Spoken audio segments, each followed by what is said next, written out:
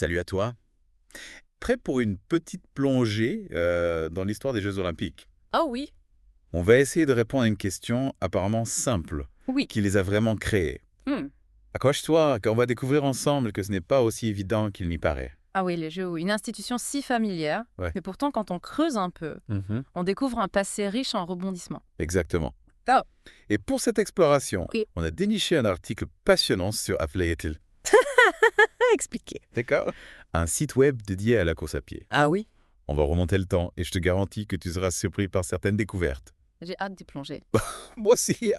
On pourrait commencer par le commencement, Ouais. avec les Jeux olympiques de l'Antiquité. Mhm.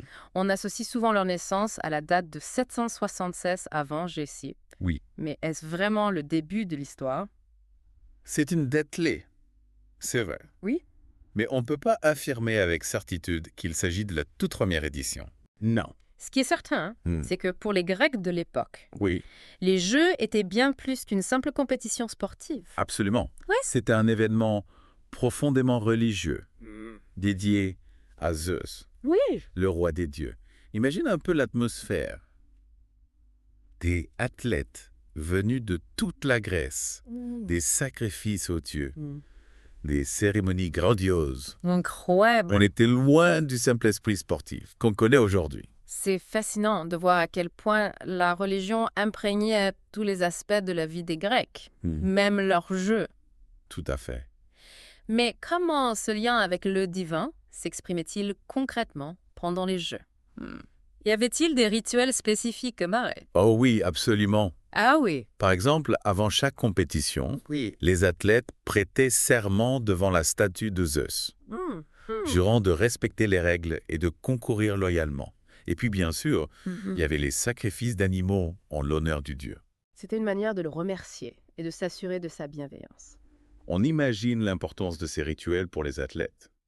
Mais si on fait un bond dans le temps, au 19e siècle, on rencontre un personnage qui va relancer la flamme olympique, Oui. Pierre de Coubertin. Curieusement, il n'est pas grec, Hein? mais français. Et pourtant, il était fasciné par l'idéal olympique. D'accord. Il voyait dans les Jeux un formidable outil d'éducation physique et morale pour la jeunesse. Son idée était de les ressusciter, Oui, de les adapter au monde moderne. Hmm. Un projet ambitieux, n'est-ce pas? Oui, et il a fallu beaucoup de détermination et de persuasion pour convaincre les sceptiques. Mais en 1896, Oui. il réussit l'impensable.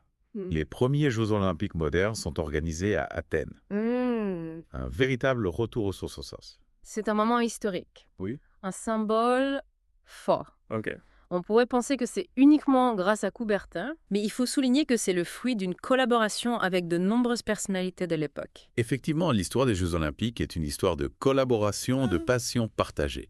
Et pour assurer la pérennité de cette nouvelle ère olympique, Coubertin fonde le Comité international olympique, le fameux CIO. Le CIO, c'est un peu le gardien du temple olympique. Ah oui? Il a la lourde tâche de choisir les villes hôtes, d'établir les règles des Jeux et de veiller à ce que l'esprit olympique soit respecté. Tout à fait. Mais comment s'y prend-il concrètement? Oui, c'est une excellente question. Quels sont les critères pour choisir une ville hôte, par exemple? J'imagine que les candidatures doivent être nombreuses Oui. et que le processus de sélection doit être assez complexe. Non, tout à fait. Ouais. Le choix de la ville hôte est un processus long et rigoureux. D'accord. Le CIO prend en compte de nombreux facteurs, comme les infrastructures sportives. Les capacités d'accueil, la sécurité, Bien sûr. mais aussi l'impact économique et social des Jeux. On voit que l'organisation des Jeux est une affaire sérieuse. Oui. Mais ce qui est aussi intéressant, c'est de voir comment les Jeux ont évolué depuis leur renaissance en 1896. Exact. On a vu l'apparition des Jeux d'hiver en 1924, puis des Jeux paralympiques en 1948. Ces deux événements témoignent d'une volonté d'ouverture et d'inclusion. Les Jeux d'hiver ont permis d'intégrer les sports de neige et de glace, D'accord. tandis que les Jeux paralympiques ont offert une scène mondiale aux athlètes handicapés. C'est une belle illustration de la capacité des Jeux à s'adapter et à se réinventer au fil du temps. On a l'impression que les Jeux olympiques ont toujours existé, Oui. qu'ils sont immuables, mais en réalité, ils sont en constante évolution. Tout à fait. Et cette évolution n'est pas sans heurts. Ah, bordel. Parfois, le contexte politique s'invite dans l'arène sportive. On se souvient des boycotts des Jeux de Moscou en 1980 et de Los Angeles en 1984, Ouais. en pleine guerre froide. Des épisodes sombres qui nous rappellent que les Jeux olympiques ne sont jamais complètement à l'abri des tensions internationales. C'est vrai. Mais malgré ces moments difficiles, il reste un symbole puissant de paix et d'excellence sportive. Absolument. Et c'est peut-être cette dualité Ouais. entre idéal et réalité qui les rend si fascinants. Ouais. On a l'impression qu'ils reflètent en accéléré les enjeux et les contradictions de notre monde. C'est une observation très juste. On a parlé des origines, Oui. des rituels, des personnalités clés Oui. et des évolutions majeures. Ouais. On a vraiment l'impression d'avoir fait un voyage à travers le temps et l'espace. Un voyage qui ne fait que commencer. Ah. Dans la prochaine partie de notre exploration, on se penchera sur l'impact des Jeux olympiques sur le monde. Génial. Prépare-toi à découvrir des aspects insoupçonnés de cet événement planétaire. J'ai adoré. Alors, prêt à explorer l'impact des Jeux olympiques sur le monde humain. Carrément. On a vu comment ils ont évolué, Oui. mais maintenant on va voir comment ils influencent la société, l'économie Oui. et même la géopolitique. Exactement. On a souvent l'image des Jeux comme un événement sportif et festif, mais il y a tellement plus à découvrir. Par exemple, quel est l'impact économique des Jeux pour les villes-hôtes? Est-ce toujours un investissement rentable? Ah, c'est une question complexe. Oui, me doute. Il y a bien sûr des retombées économiques importantes. Tourisme, Oui. création d'emplois, investissement dans les infrastructures. Oui. Mais il y a aussi des risques Ah bon? de dérapage budgétaire, de surendettement pour les villes hôtes. On a vu des exemples de villes qui ont peiné à se remettre financièrement après les Jeux. Oui, malheureusement. Comment expliquer ces difficultés? Est-ce que les coûts sont souvent sous-estimés? Il y a plusieurs facteurs qui peuvent expliquer ces déboires. Parfois, les prévisions de recettes sont trop optimistes, ou les coûts des infrastructures explosent en cours de route. Et puis, il y a le risque de corruption, Oui. de mauvaise gestion des fonds publics. Oui, on a malheureusement vu des scandales liés à l'organisation des Jeux. C'est vrai. C'est dommage car l'objectif initial était de créer un événement positif, porteur de valeurs universelles. C'est vrai. Au-delà de l'aspect économique, Oui. les Jeux olympiques ont un impact social et culturel important. D'accord. Ils mettent en avant des valeurs comme l'excellence, le respect, Oui. l'amitié. L'esprit olympique, quoi. Exactement. Mais est-ce que cet idéal se traduit concrètement dans la réalité? Est-ce que les Jeux contribuent réellement à promouvoir la paix et la compréhension entre les peuples? C'est un débat complexe.